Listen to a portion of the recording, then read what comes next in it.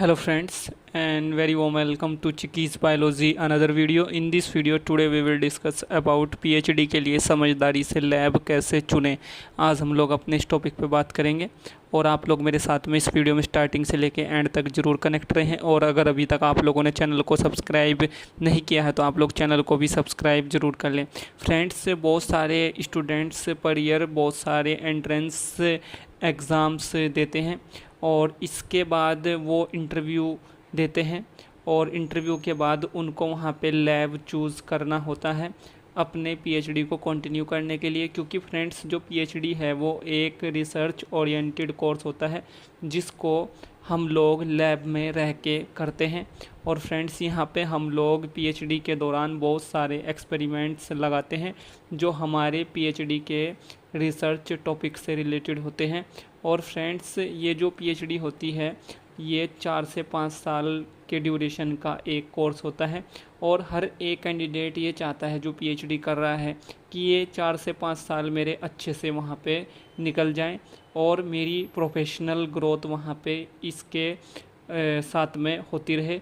और ये जो मेरा पीएचडी का टाइम है ये वहाँ पे मेरे लिए एक अच्छा टाइम साबित हो।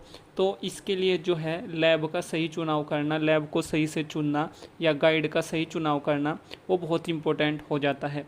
और फ्रेंड्स, ये आप लोगों को बहुत ही केयरफुली वहाँ पे करना होता है और इसमें बहुत सारे पॉइंट्स को आपको कंसीडर करना होता है। उन्हीं पॉइंट्स के बारे में हम लोग 1 बाय 1 यहाँ पे बात करेंगे।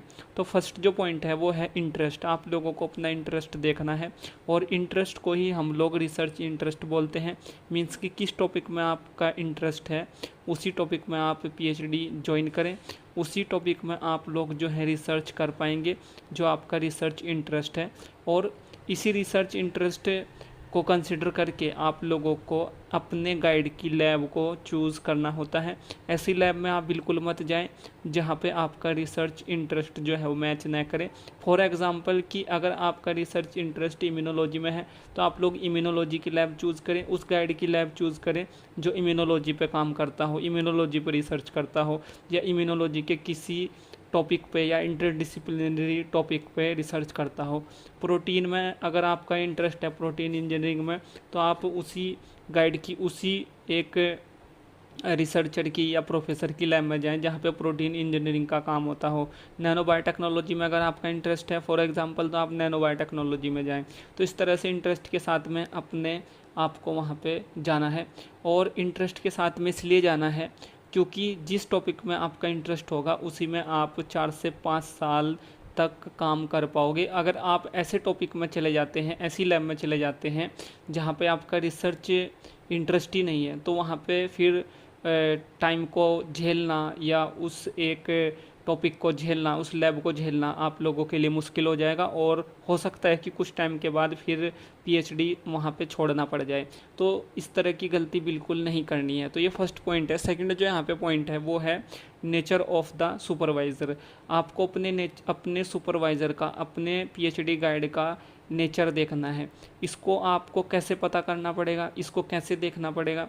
तो इसके लिए आपको क्या करना है, वहाँ पे पहले से जो आपका कोई सीनियर हो या आपका कोई एक पर्सन हो उससे कांटेक्ट करो और उससे बात करो कि ये जो एक गाइड है या ये जो एक सुपरवाइज़र है ये किस नेचर का है। और नेचर पहले आपको पर्सनल नेचर उसका देखना है, पर्सनल लेवल पे उसका नेचर देखना है। ये एक एंग्री मैन तो नहीं है, इसको ज़्यादा गुस्सा तो नहीं आता है। क्योंकि कई बार ऐसा होता है कि कुछ कैंडिडेट्स को दूसरे लोगों का गुस्सा बर्दाश्त नहीं होता और अगर आपको बुला के रोज़ रोज़ कोई डांटेगा तो फ्रेंड्स आप लोग भी फ्रस्ट्रेट हो जाओगे और हो सकता है कि आप उसका गुस्सा न सहन कर पाओ। अगर एक हफ्ते में आपको कोई 4 से 5 बार डांटेगा तो हो सकता है कि आप वहाँ पे फिर न रह पाओ और अपनी पीएचडी को कंटिन्यू न कर पाओ। तो इस तरह की चीज़ें भी जो हैं पर्सनल लेवल पे आपको सुपरवाइज़र की देखनी होती हैं और इनका पता करना होता है इंटरनल सोर्सेज के through before join your PhD. तो ये आपको यहाँ पे देखना है। उसके बाद एक और पॉइंट देखना है पर्सनल लेवल पे सुपरवाइज़र का कि वो किसी चीज़ को लेके वहाँ पे बाइस्ड तो नहीं है। मीन्स कि किसी रिलीजन को लेके वो वहाँ पे बाइस्ड है या फिर किसी रीज़न को लेके वहाँ पे वो बाइस्ड है या फिर किसी जेंडर को लेके वो वहाँ पे बाइस्ड है।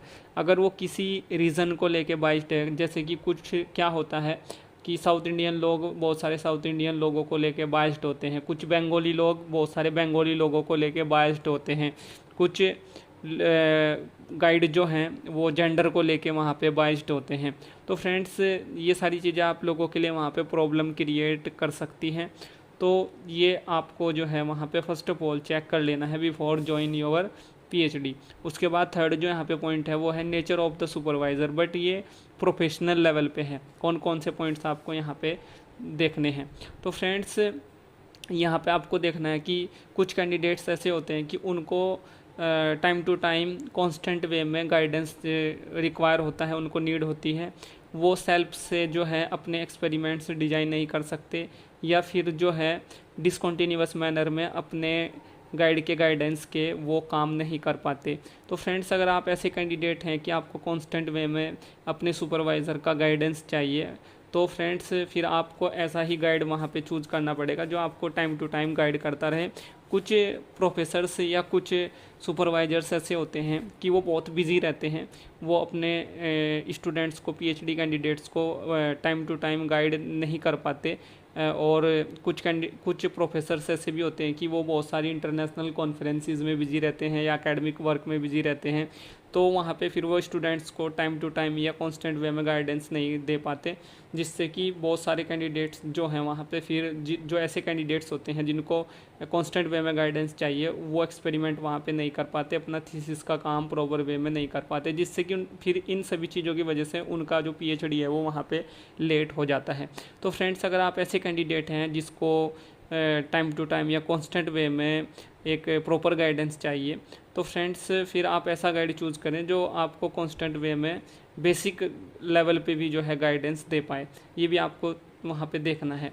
उसके बाद जो है कुछ लैब्स में ऐसा भी होता है कि कुछ गाइड जो है ये बोल देते हैं कि लैब वर्क से लेके पेपर पब्लिश तक तुम्हें खुद से सेल्फ के लेवल पे काम करना है, मैं तुम्हें कोई हेल्प नहीं कर पाऊँगा और मैं तुम्हें कांस्टेंट वे में जो है गाइडेंस नहीं दे पाऊँगा।